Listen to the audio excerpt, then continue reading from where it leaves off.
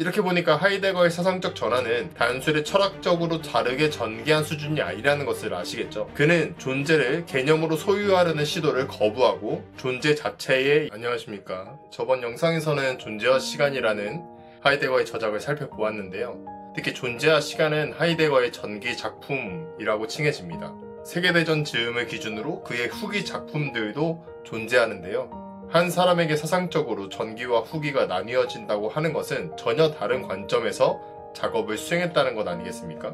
오늘은 크게 세 파트로 구성해서 이야기를 나눠보려고 합니다. 첫째는 하이데거의 전해가 어떻게 일어났는지 살펴보려고 합니다. 둘째는 그 전해가 가져온 존재 신론 비판을 살펴볼 것이고요.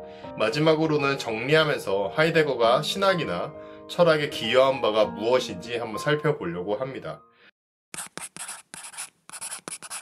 먼저 하이데거의 전해부터 시작해 보겠습니다. 하이데거는 철학적 여정 속에서 중요한 전해를 겪습니다. 그 전해의 방향은 180도 다르기 때문에 전기와 후기라고 구분하는데요. 저번 시간에 살펴봤지만 전기 작품인 존재와 시간에서 그는 인간 현존재의 실존 분석을 통해 존재의 의미를 드러내려 하지만 곧 그것만으로는 충분하지 않다는 사실을 인지합니다. 그리고 끝내 그 존재와 시간은 끝까지 쓰이지 못하는 것을 알고 계실 겁니다. 그가 말하기를 만약에 다시 이 작업을 수행하기 위해서는 완전 새롭게 시작해야 한다고 했습니다. 아마도 그는 인간 주체 중심적인 태도가 얼마나 위험한지 깨달은 것 같습니다. 왜냐하면 그의 일생에서 나치 정권과 협력하고 세계대전을 경험하게 되면서 인간 주체의 자기 확신 혹은 주체 중심의 철학적 태도가 얼마나 위험할 수 있는지를 경험한 것 같습니다.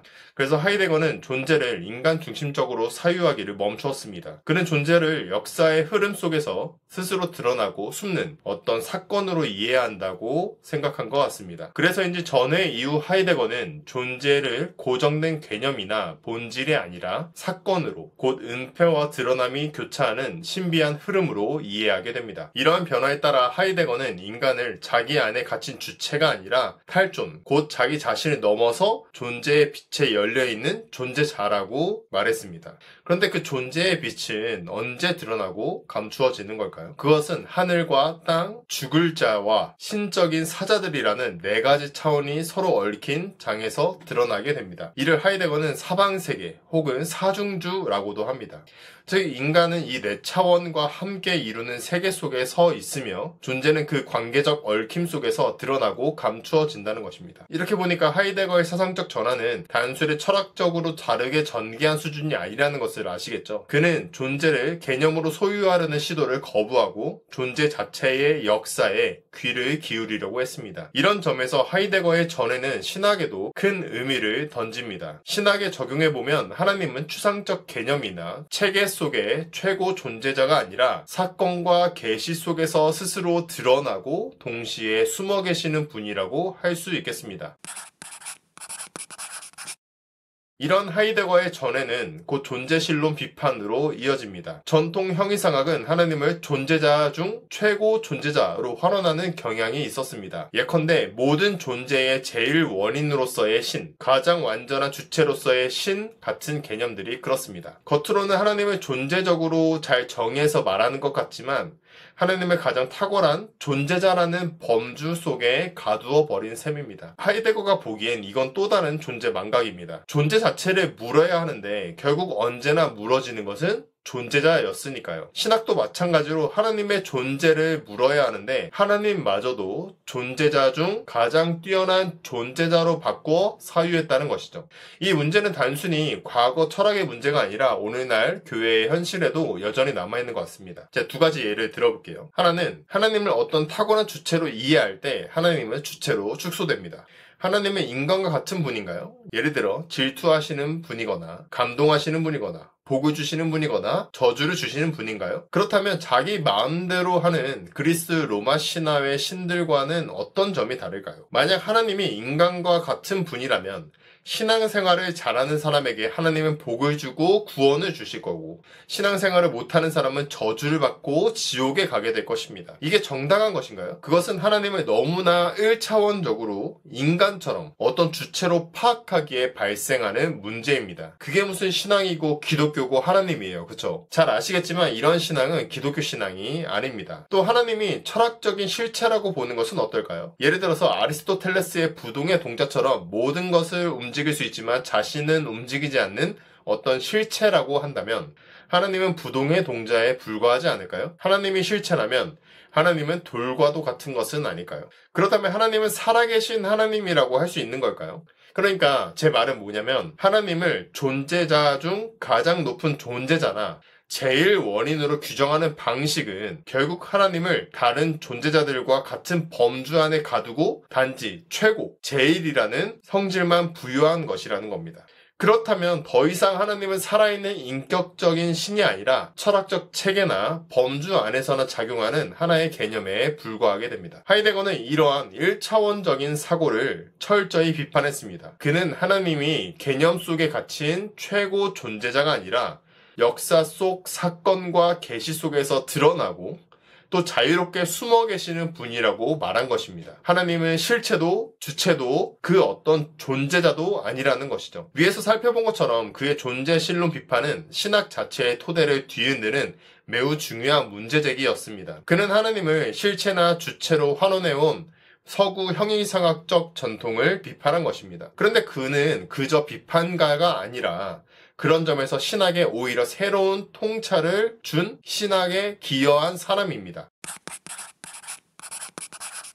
전기 하이데거는 루도프 볼트만과 같은 사람이나 후기 하이데거는 하인리 오트 같은 신학자에게 영향을 주었고 또 가다모 같은 철학자에게도 큰 영향을 주었습니다. 구체적으로 저는 하이데거의 철학과 신학에 기여한 점을 한번 살펴보려고 하는데요. 4가지 한번 보려고 합니다. 첫 번째로는 주객 이분법을 벗어나려고 했다는 것입니다. 그의 가장 큰 기여 중 하나는 근대가 만들어낸 주체와 객체의 이분법을 넘어서려고 했다는 건데요. 잘 아시는 것처럼 칼바르트는 하나님을 철저히 즉 전적 타자라고 했습니다. 근데 반대로 돈큐핏은 하나님을 인간 주체 속에 내재화했습니다. 그의 책 제목처럼 21세기의 현대인들은 이미 하나님이 필요가 없고 하나님이 없는 세상에서 어떻게 책임있게 살아야 할지를 고민했습니다. 이제 하나님은 떠나보낸 하나님이 되셨죠. 그런데 하이데거는 현존재와 세계가 이미 서로 얽혀있다는 사실을 드러냈습니다. 덕분에 신학은 이제 계시와 인간의 만남을 단순히 주관과 객관의 이분법적 틀 안에서 설명하는 것이 아니라